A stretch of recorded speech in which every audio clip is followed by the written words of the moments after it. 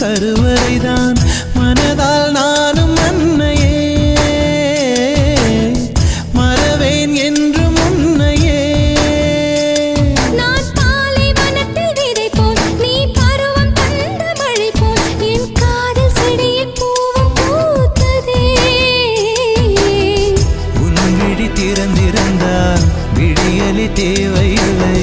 உன்னை நான் துறந்திருந்தால் உயிரது சொந்தமில்லை இத்தனையும் இனி கிடைக்குமா கிடைக்கும் கிடைக்கும் நான் கூட சொல்கிறேன் அழகே பிரம்மனிடம் மனு கொடுக்க போயிருந்தேன் நீ என் மனைவியாக வேண்டும்